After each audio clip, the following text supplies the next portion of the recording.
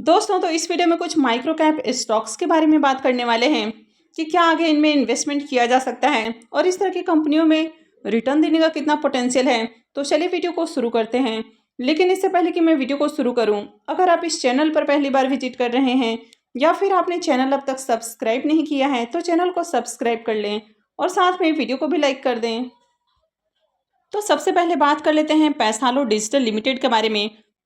तो इसके स्टॉक्स को देखें तो आज इसका स्टॉक्स 80 रुपये 75 पैसे के ऊपर क्लोज होते हुए देखने को मिला है और आज इसमें देखें तो 10% के अराउंड आपको तेजी देखने को मिली है। कंपनी के बिजनेस की बात करें तो ये जो कंपनी है ये एक फाइनेंशियल सेक्टर की कंपनी देखने को मिलती है, यानी कि लोन देने का काम करती है। तो ये जो कंपनी है काफी छोटे छोटे लोन देती है, यानी कि कम रिस्क वाले लोन देती है। और इस कंपनी का SBI के साथ एग्रीमेंट देखने को मिलता है, यानी कि 80 और 20 का एग्रीमेंट देखने को मिलता है।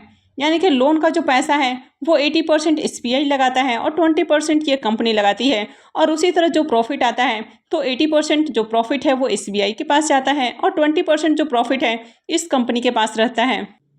तो इस कंपनी का जो फोकस है वो गांव और छोटे कस्बों में देखने को मिलता है और कंपनी ऐसे लोगों को लोन देती है जो कि अपना रोजगार शुरू करना चाहते हैं। अब अगर इसके चार्ट को देखें तो पिछले 5 दिनों में देखें तो आपको 21% के अराउंड तेजी देखने को मिल रही है। वहीं पर अगर इस कंपनी के एक साल के चार्ट को देखें तो एक साल में कंपनी ने 194% का प्रॉफिट बना कर दिया है। पिछले 5 सालों के रिटर्न को देखें तो 392% का, यानी कि ऑलमोस्ट 400% का रिटर्न आपको देखने को मिल रहा है। और अगर आप इसके मैक्सिमम चार्ट पैटर्न को देखें तो इस कंपनी ने 3553% का शानदार रिटर्न बना कर दिया है। तो आपने देखा कि कंपनी में काफ़ी आपको पोटेंशियल देखने को मिल रहा है, कंपनी का बिजनेस भी काफ़ी बढ़िया है। इस कंपनी के मार्केट कैप को देखें तो कंपनी का मार्केट कैप 7,262 करोड़ का है। स्टॉक के पी रेशियो को देखें तो 43.8 का देखने को मिल रहा है। तो स्टॉक देखें तो ओवर वैल्यूड देखने को मिल रहा है, हालांकि बहुत ज़्यादा ओवर वैल्यूड नहीं है। अगर इसके ROE और ROC को देखें तो ये बहुत अट्रैक्टिव देखने को नहीं मिल रहा है, यानी कि ROC देखें तो 11.4 का है और ROE 8.92 का है। इस कंपनी के रेवेन्यू को देखें तो कंपनी के जो रेवेन्यू है वो आपको क्वार्टर ऑन क्वार्टर बढ़ते हुए देखने को मिले हैं। अगर आप इसके क्वार्टर ऑन क्वार्टर प्रॉफिट को भी देखें तो मार्च 2023 के बाद से क्वार्टर ऑन क्वार्टर इसके प्रॉफिट के नंबर में भी जंप देखने को मिल रही है। कंपनी के ईयर ऑन ईयर रेवेन्यू को देखें तो 2021 के बाद से लगातार इसके रेवेन्यू के अंदर जंप देखने को मिल रही है। और इसके प्रॉफिट को भी देखें तो कंपनी का जो नेट प्रॉफिट है वो भी आपको लगातार बढ़ते हुए देखने को मिला है।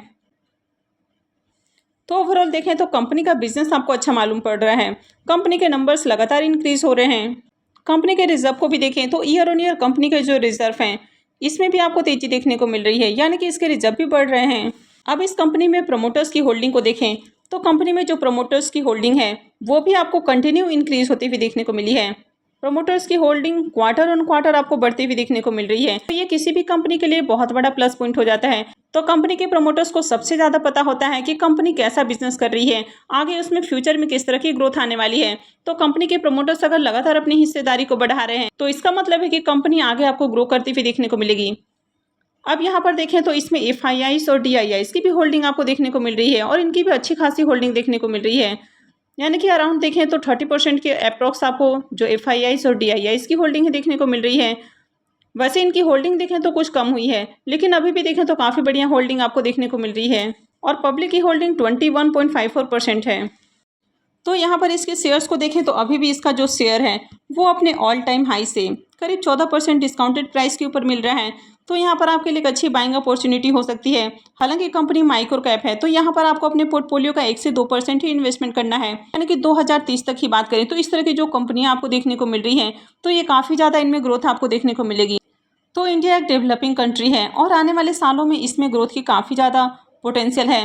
हर सेक्टर में देखें तो इंडिया के अंदर आपको ग्रोथ देखने को मिल रही है और जो बड़े इन्वेस्टर्स हैं, यानी कि फॉरेन जो इन्वेस्टर्स हैं वो भी इंडिया को लेकर काफ़ी बुलिश देखने को मिल रहे हैं और उनकी ओर से भी देखें तो लगातार इंडिया के अंदर पैसा आते हुए देखने को मिल रहा है। नेक्स्ट स्टॉक है NRB बियरिंग लिमिटेड का स्टॉक।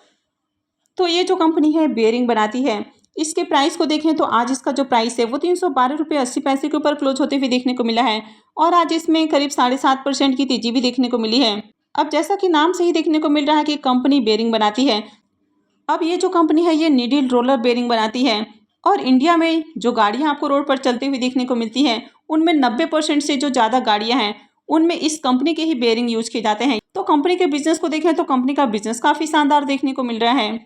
अगर आप इसके चार्ट को भी देखें तो एक साल में देखें तो कंपनी ने 126% का रिटर्न बनाकर दिया है। वहीं पर पिछले 5 सालों में देखें तो 61% के अराउंड आपको रिटर्न देखने को मिल रहा है। वहीं पर अगर आप इसके मैक्सिमम चार्ट को देखें तो यहाँ पर कंपनी ने 3800% से भी ज़्यादा का रिटर्न बनाकर दिया है। तो यहाँ पर भी देखें तो कंपनी की परफॉर्मेंस काफ़ी बढ़िया देखने को मिल रही है। इसकी मार्केट कैप को देखें तो 3021 करोड़ का है। तो ये भी माइक्रो कैप कंपनी है। स्टॉक के पी को देखें तो 27.8 का पी है। तो ये जो स्टॉक है ये बहुत ज़्यादा ओवर वैल्यूड देखने को नहीं मिल रहा है। स्टॉक आपको सस्ते प्राइस के ऊपर देखने को मिल रहा है।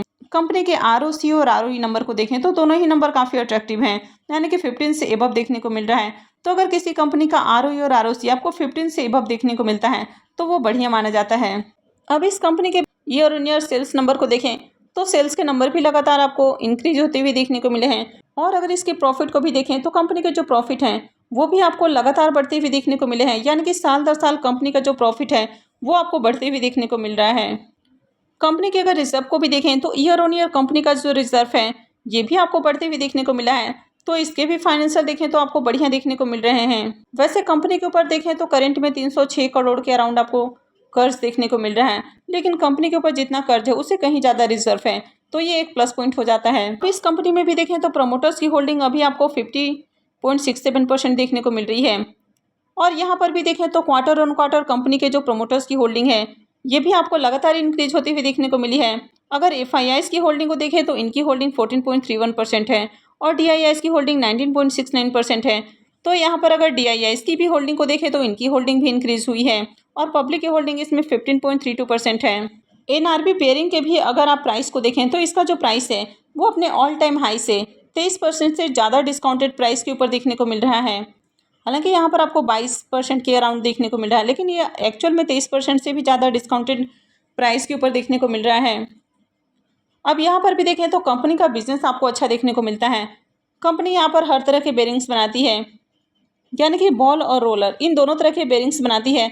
तो कंपनी ऑटोमेटिव सेक्टर के लिए जो बेरिंग है वो बनाती है। इसके अलावा और भी जो मोबिलिटी एप्लीकेशंस हैं तो उनके लिए भी इनके बेरिंग्स का यूज होता है। और इस कंपनी के बेरिंग्स को देखें तो इंडिया के रोड पे चलने वाली जो 90% से ज़्यादा गाड़ियां हैं वहाँ पर इनके बेरिंग्स का यूज होता है। तो इस कंपनी का भी बिजनेस अच्छा देखने को मिल रहा है, तो इसमें भी इन्वेस्टमेंट किया जा सकता है। अब ये जो कंपनी है ये भी माइक्रो कैप कंपनी है, तो इस तरह की कंपनियों में आपका रिस्क हाई होता है, तो यहाँ पर आपको थोड़ा थोड़ा इन्वेस्टमेंट करना है। एक बार में कभी भी पूरे पैसे इन्वेस्टमेंट नहीं करने हैं और आप अपने पोर्टफोलियो का यहाँ पर 1 से 2% का ही इन्वेस्टमेंट करें। नेक्स्ट स्टॉक है हिंदवेयर होम इनोवेशन लिमिटेड का स्टॉक। तो इसका जो प्राइस है वो 403.50 रुपये के ऊपर आज क्लोज होते हुए देखने को मिला है और इसमें भी देखें तो 2% से ज़्यादा की तेज़ी देखने को मिली है। अगर आप इसके चार्ट को देखें तो एक साल में इस कंपनी ने मात्र आपको 6.24% का रिटर्न बनाकर दिया है, क्योंकि यहाँ पर ये स्टॉक जो है अपने ऑल टाइम हाई से काफ़ी नीचे आपको ट्रेड करते हुए देखने को मिल रहा है। अगर पिछले 5 सालों में देखें, हालांकि इस कंपनी को लिस्ट हुए भी मार्केट में 5 साल नहीं हुए हैं, कंपनी 2019 में ही मार्केट में लिस्ट हुई है और वहां से लेकर अब तक देखें तो कंपनी 162% का रिटर्न दे चुकी है, जबकि कंपनी अपने ऑल टाइम हाई से नीचे आपको ट्रेड करते हुए देखने को मिल रही है। हिंदवेयर होम इनोवेशंस के बिजनेस की बात करें तो इनका बिजनेस भी अच्छा है। कंपनी घरों में इस्तेमाल किए जाने वाले बहुत सारे प्रोडक्ट बनाती है, जैसे कि चिमनी है, गैस स्टोव है, सिंक्स है, यानी कि जो भी मॉडर्न किचन से रिलेटेड प्रोडक्ट हैं। इसके अलावा वाटर प्यूरीफायर है, कूलर है, यानी कि बहुत सारे प्रोडक्ट बनाती है।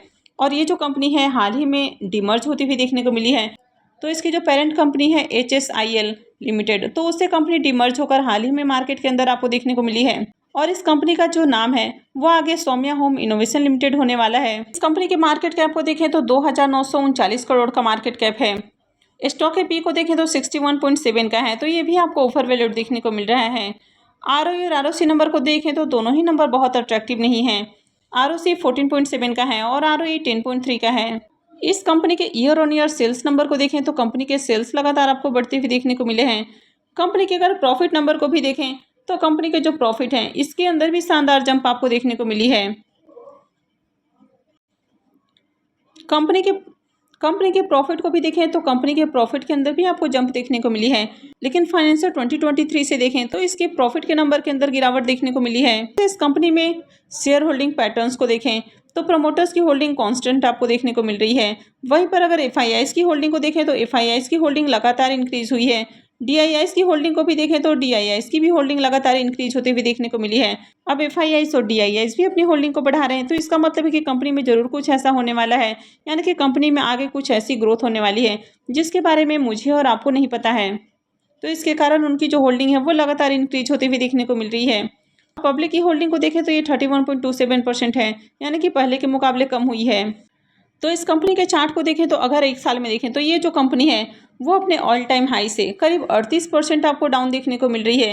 तो आपने कंपनी के बिजनेस को देखा कि कंपनी का बिजनेस अच्छा है। वैसे कंपनी के अगर फाइनेंशियल को देखें तो कंपनी के जो प्रॉफिट है वो फाइनेंशियल 23-24 के अंदर डाउन देखने को मिले हैं, लेकिन यहाँ पर कंपनी के प्रमोटर्स की होल्डिंग देखें तो लगातार बनी हुई है।